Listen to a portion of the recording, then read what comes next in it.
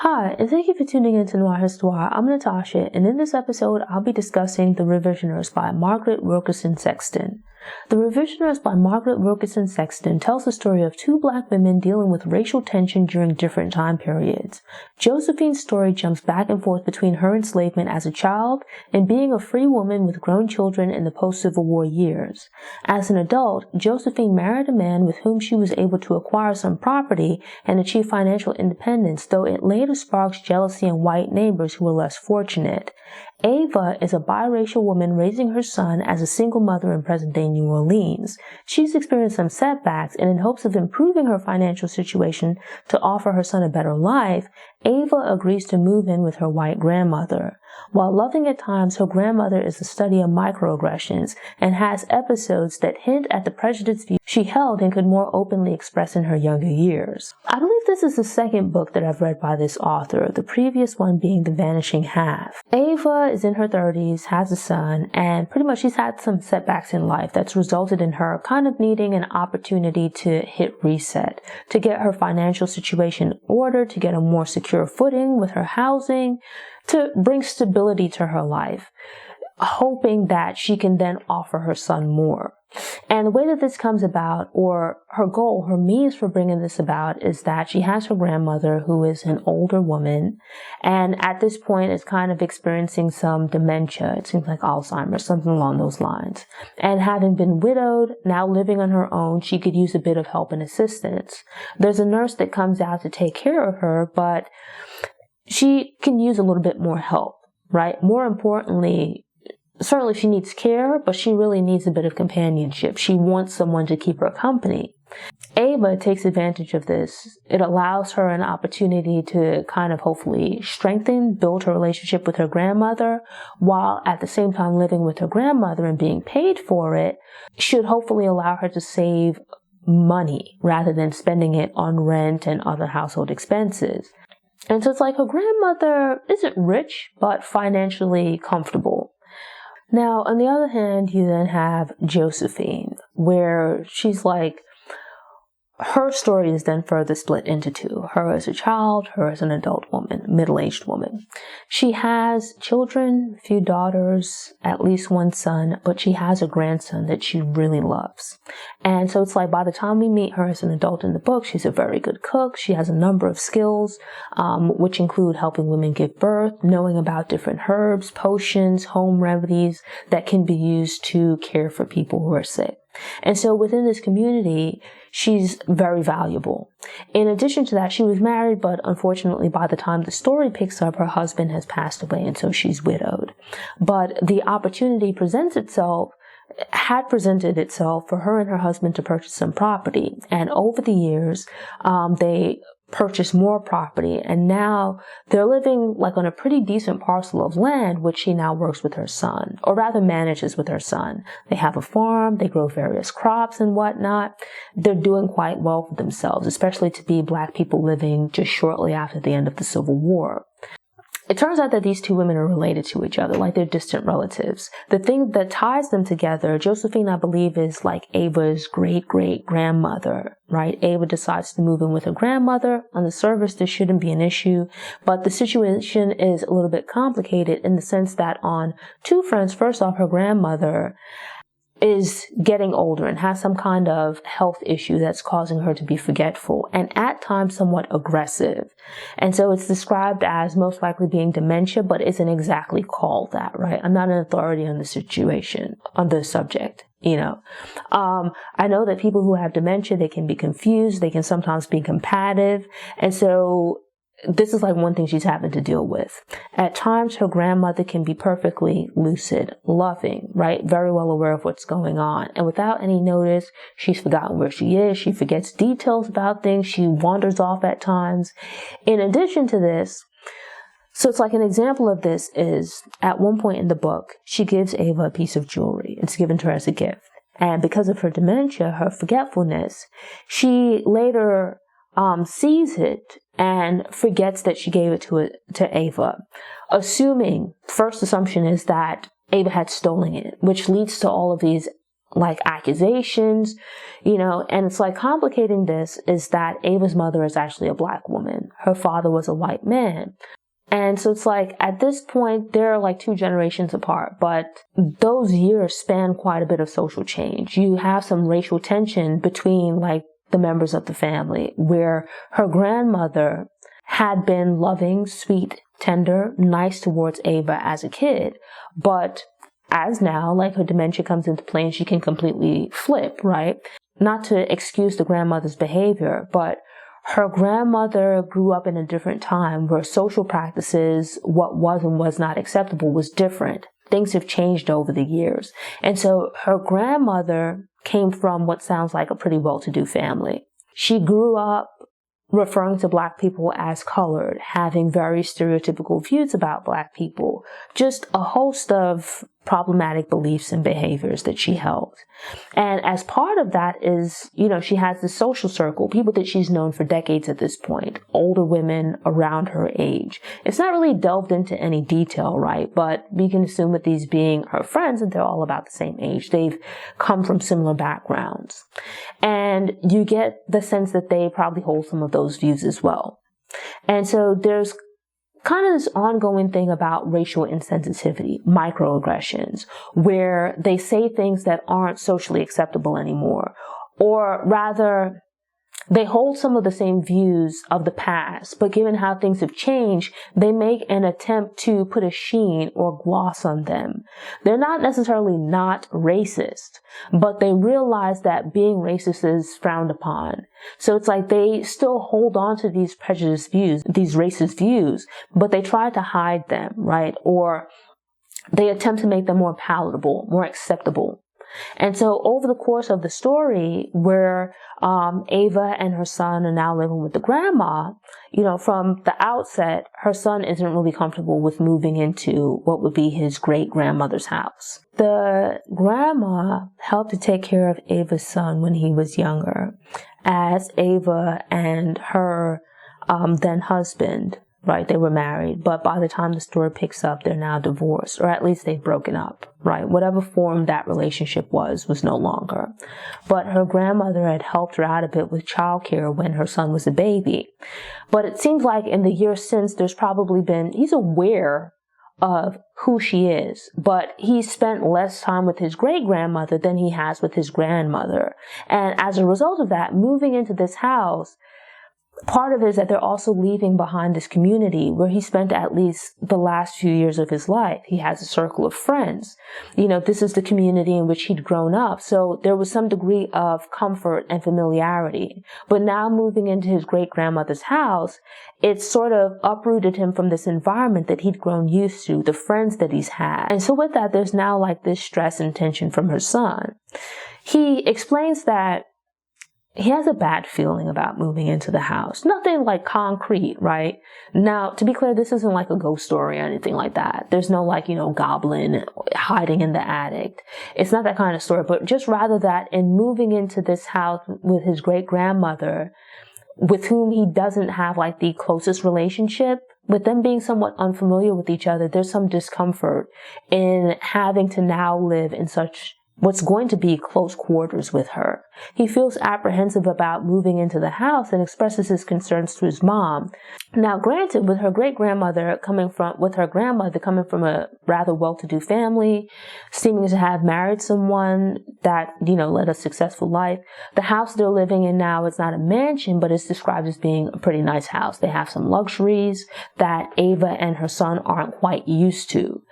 Part of him moving is that he now has to change schools. So he'd been going to a local school in their old neighborhood, but now moving to his great-grandmother's house where he's going to be going to school, right? He's going to go to a school local to the house. With his grandmother living in a more well-to-do part of town, the school has more resources than the one he previously attended. The demographics of his great-grandmother's house are different, which is that he's now living in this predominantly white neighborhood. And not just predominantly white, but predominantly white and seemingly well-to-do, in that the kids he goes to school with are also predominantly white, and the families they come from are at least financially stable, if not comfortable or wealthy. And so it's like he goes off to school, and the upside is that he's able to make friends. He's welcomed in. I found myself kind of holding my breath, watching his son kind of get his bearings, out of fear that with him being a more obviously black boy. So Ava's mother is black, but her father is white. She's described as having a light complexion and being, if not racially ambiguous, then certainly light-skinned. So it's like, people might have to do a double take to kind of figure out what her racial or ethnic background might be. But with her son, because his dad was a dark-skinned black man, he's not at all racially ambiguous. And so she's apprehensive when he starts off at this new school that he wouldn't be welcomed. If he wasn't like outright shunned, then the students, if not their parents, might make him feel uncomfortable. So fortunately, that doesn't happen. He ends up befriending a few girls at school who take a liking to him. Their parents do as well, or at least like the moms, the dads don't really factor into the story. And so there's the positivity of him, despite being in this new environment and having left his friends behind, that at least he's welcomed in and he isn't ostracized. He doesn't feel left out or anything like that. So that's certainly a positive. And it allows Ava to kind of rest easy with some of the concerns that she had of things that might go wrong. But as the book continues, with the two of them now basically being transplanted into this new environment where the people that surround them are very different from themselves, at least with regards to race, if not their economic backgrounds, there's not so much of a culture shock as much as over the course of the story, you bear witness to them experiencing what could be described as microaggressions, where either through ignorance or insensitivity, unkind things are said to them, assumptions are made, things along those lines. So for the most part, Ava's grandmother is with it. But like she slips up every now and then, at one point forgetting who Ava's son is, refers to him as like the colored boy. She accuses them of like stealing her jewelry, which she'd actually given to Ava. And it's also explained that when Ava was a kid, growing up, like her grandmother was actually quite kind to her, treated her very well. But her grandmother wasn't very nice to her mother. Like she would go over and spend time at her grandmother's house, and her race didn't seem to be an issue at the time. But now that her grandmother is older, she's dealing with dementia, she's forgetful, she says insensitive things at times. You get the sense that she's not purposefully trying to be mean, but that with her dementia, it complicates things. There are things that if she didn't have dementia, that she probably had the presence of mind not to say. But with the dementia, it's like, in a sense, it gives you a deeper peek into some of the perspectives that she might have held in the past, but learned to hide over time. Because over the course of the story and later in the book, when we see her mother, where unfortunately her mom is dealing with Ava's mom is dealing with some health issues, right? She used to be like a lawyer and decided to shutter her practice in favor of becoming a doula. Where now she works in the community, surrounds herself with different kinds of people, and is doing work within the community, helping women, especially young women, who might not have a solid support system or might have other needs and concerns and things like that, helping them prepare for childbirth. This experience of connecting with these young women and helping them prepare for childbirth, it gives her a great deal of fulfillment. More so like, we don't get much in-depth detail or character analysis about her mom, but you get the sense that it's implied, rather, that in making this career change, that she now feels more fulfilled in this line of work. She begins to, she was like trying to figure things out, what her next steps would be, and she encourages Ava to possibly consider going into being a doula as well, because it's something she thinks she'd be good at, something that she might find fulfilling. So when Ava's mother becomes ill, it provides an opportunity for her to kind of step in, fill in for her mom, and provide support to these women. As part of that, it gives her a more up-close look into the job of being a doula and what that entails. And then also part of that, the sense of fulfillment that you could possibly get from that line of work. And that actually ties back to their ancestor, Josephine, who the story kind of jumps over, that at a point in her life, she was a doula, right? And it focuses on the period when like she was a child growing up enslaved. Later on, she's been a doula for several years. And so it's like you get a peek into Josephine's relationship with her mother, who had been a doula and, for lack of a better term, a medicine woman. You get to see their relationship. You get to see some insight into day-to-day life on a plantation, the things that go along with that. But then you also get a peek into her relationship with her mom. This mother-daughter relationship, this sweet relationship that she has as well with her father.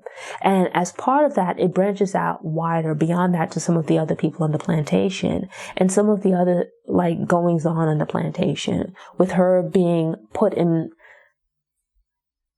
place, which is, a common practice of her being maybe a few months or so older than the slave master's daughter, who was a little bit socially delayed, developmentally delayed, that they kind of paired them up and made her a playmate, or rather a companion of sorts, to the slave master's daughter. And so with that, the intention was that the hope was that by virtue of them roughly being about the same age, with Josephine progressing socially at the normal pace, that by virtue of her being a companion to the slave master's daughter, that she might then pick up on things a bit more quickly, which is what ends up happening. And over the course of the story, the two of them become good friends. There's this theme that runs throughout the book about motherhood and childbirth.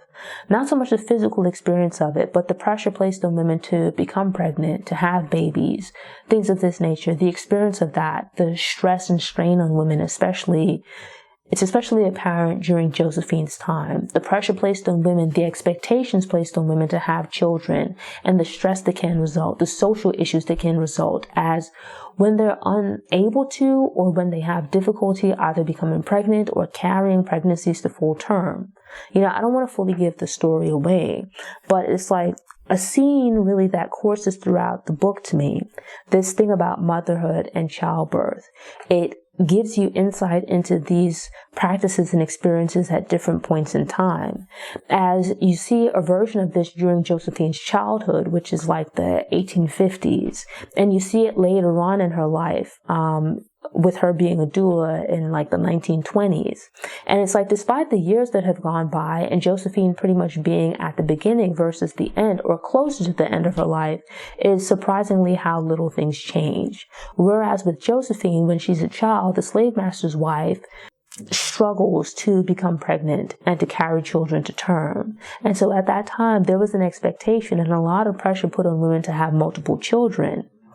With her difficulties, she feels like there's some social strain. And as a result of the social structure and whatnot, kind of this thing, the saying of hurt people, where with her feeling judged, for lack of a better term, or looked down upon for her difficulties in having multiple children, or difficulties in her attempts to have multiple children, that it then affects the manner in which she interacts with enslaved people on her plantation. When things are going wrong in other areas of our life, when things are going wrong in this personal area of our life, then it might result in her lashing out at the people who are enslaved on her plantation. And it's actually really unfortunate. Later on in the 1920s, when Josephine is now an older woman with adult children of her own, there are two women around her who have pregnancies taking place. One of which, actually kind of launches around the time that her son is getting married. Her son had a child from a previous relationship, but unfortunately, with the way that things worked out, her grandson's mother is not around anymore. He's now met this other woman, they get married. And initially there's a bit of tension there because, as with Ava, where Josephine and her family are more self-made, her son's wife's family have had a different experience where they've been free for a longer amount of time. As a result of that, they have more professionals in the family. Her son's mother-in-law, I believe, is a teacher, and I can't remember the jobs that other people in the family do, but they have professions. Meanwhile, Josephine feels like they might judge or look down upon her because of the reality of her having been born enslaved. It's an openly known thing. And so everything that Josephine has, or Josephine and her husband and their family have acquired, it's been a result of them working hard. They don't have professional jobs. It's pretty much they've worked hard and acquired money that then enabled them to purchase land on their own. And so with that, they now have this property, which I think given the time is an amazing accomplishment. Not to judge anyone or anything like that, but it's like, I've read in other books where people express either themselves feeling shame at having been enslaved or their ancestors being enslaved. And it's something that I've never really understood. But then again, I guess it's like, as with most other things, when people are victims of a crime or they've had some crime committed against them, when trying to explain how this can happen to you, or you find yourself in these circumstances and situations, it's something beyond your control, not of your doing. You might feel embarrassed about it or ashamed about it, when really the shame should fall to the person that committed this wrong against you. And so when the book picks up in the 1920s, Josephine has kind of ended her career as a doula. She no longer delivers babies, and she doesn't really practice anymore as a medicine woman. But when her son's wife becomes pregnant, she steps in to fulfill that role. But at the same time where, she's at this point where it's like her son's an adult, he has a family of his own, he has his own house. They manage this farm together. So, Josephine has her home, and some neighbors move in, a young white couple, a husband and wife.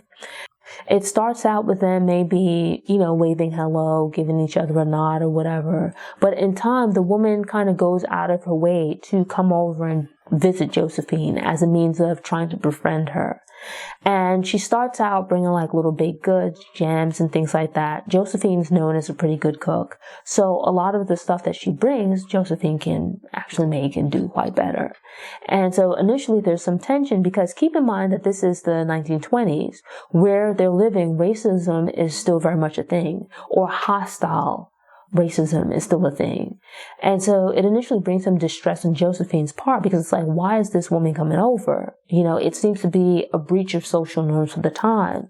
And so it gives Josephine pause as she tries to figure out, what this woman's angle is. Where it's like the expectations might have changed. You're not necessarily expected to have 6 or 7 kids, but there's still an expectation for a woman to become pregnant and have children, right?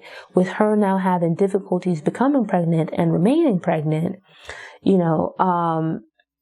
she finds out that Josephine used to be a doula and a medicine woman, and believes or hopes that in coming to Josephine and speaking to her, that she might be able to become pregnant and to carry the child to full term. And so she takes the opportunity to try to befriend Josephine. What ends up happening is they form friendship of sorts. But the unfortunate thing is that Josephine comes to find out that this woman is actually being abused by her husband, which, I completely understand the situation, where often in situations like this, there are social dynamics at play that sometimes people don't feel comfortable. Realistically speaking, the best thing for you to do in a situation like that, where you're being abused, whether you're a man or a woman, is for you to leave that relationship. But knowing that it can be dangerous and there can be other factors complicating things, most people generally don't feel comfortable commenting on these situations, or at least not directly, especially if it's not someone that they know very well. And so, especially here because of the racial dynamics, Josephine is apprehensive to offer any advice, or at least to do so directly. It becomes this thing where the neighbor woman is pregnant, she becomes pregnant, and her husband is physically violent towards her. It could just be the stress of living under these circumstances, but she ends up losing the baby. And with them forming this friendship, the woman is kind of, as Josephine comes to understand, she comes from a fairly poor background. Her family didn't have a lot of money. Her mom doesn't really care for this man that she's married. And there's this little note that's made about his shoes, which I thought was a really interesting way of expressing the progression of someone's life. Where at the time that this woman married her husband, her mother commented on him having very nice shoes, very fancy shoes, which is something that stands out to her, because being poor, she probably doesn't have nice shoes herself. And so at the time that they met, and he then married her daughter, who, his shoes were very nice. But by the time Josephine comes across them, ends up living next to them, it's like she looks at the shoes and realizes that they've seen better days.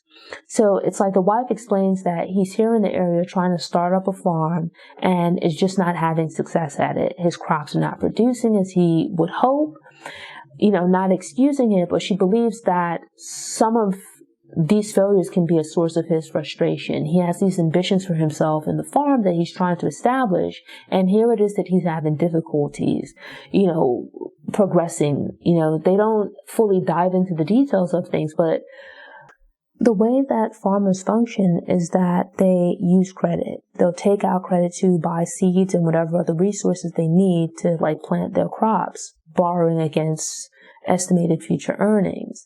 So it's like if you take out loans in hopes of the crops producing enough for you to pay them back, and those crops fail, or you have livestock and let's say the livestock dies, number one, you're not going to make a profit. But then beyond that, you have extra problems because you now also have this money to pay back, and the resources, the products that you were hoping to have generate revenue to repay these loans, you haven't made that money, right? You're in the negative.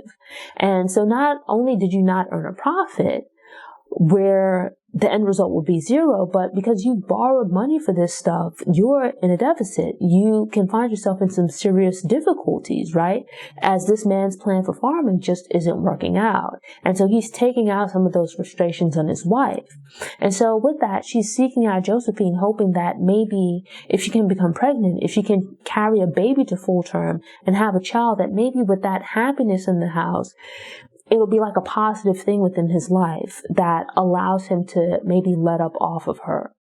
The book is actually pretty interesting in that while it jumps back and forth between the lives of these two women who live during different time periods, they share much in common. They're both marginalized within their individual time periods. Ava as a biracial woman and Josephine as a formerly enslaved woman. But at the center of their stories are their relationships with other women, right? And as part of that, with these two women in particular being marginalized, the primary stories that feature are their relationships with women who are both disadvantaged but also privileged. As in the case of Josephine's neighbor, sure, you have her neighbor living next door who is being abused by her husband, having difficulty conceiving and carrying children to term. But as the story progresses, we actually see that she does exist in a position of privilege at the same time, as drama with her husband and Josephine's family ends up showing that while they might be poor, they might be struggling, they might be having difficulties, giving the racial components of the time, they also have advantages, which allow them to really wreak havoc on the lives of Josephine and her family, which is kind of unfortunate because you bear witness to Josephine kind of having an inkling that things could go very wrong with this relationship, kind of getting a bad feeling about things, but yet still trying to be nice to this woman, only for it to some degree come back to bite her. And then you have Ava, on the other hand, who tries to do a good thing for her grandmother by moving in, hoping that they could build a better relationship, a stronger bond and whatnot, and her trying to make things better for her and her son, only to find that, on the one hand, while her grandmother in her own way loves her and did love her when she was a child, that this disease that she has, it puts her at a disadvantage in the sense of that she loses track of time, she gets confused and things like that, and it makes her act out in ways that she probably wouldn't if she had her full capabilities. But at the same time, it offers a peek into who she was in the past, and it plays back into this thing of advantages and disadvantages, where it's like, sure, she might be disadvantaged dealing with this illness, but at the same time, she's very well aware of her advantage in that by merely screaming, that things have been stolen or that they've committed some kind of wrong or crime against her or something like that, that other people will come rushing to her rescue.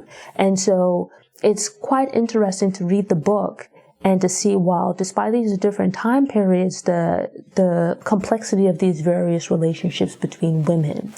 And so it's like the story is actually pretty interesting. It wasn't like overly long or anything like that. There were a few points where, it's kind of, this seems a little bit convenient. But overall, I thought the book was pretty interesting. It was, for me, a rather quick read, and a book that I think you could enjoy. I think it'd be a good book to discuss as a group. Like, it's certainly fun to read on your own, but to discuss as a group, there's like different things going on here that I think could be interesting to analyze and discuss, where you and other people have read the same book, but you kind of discuss to see how your perspectives differ. Thanks for tuning in. Show notes are available on the Noir Histoire website via the link in the episode description. If you enjoyed this episode and want more book recommendations, subscribe to the channel, click the notification bell, and check out my book review playlist.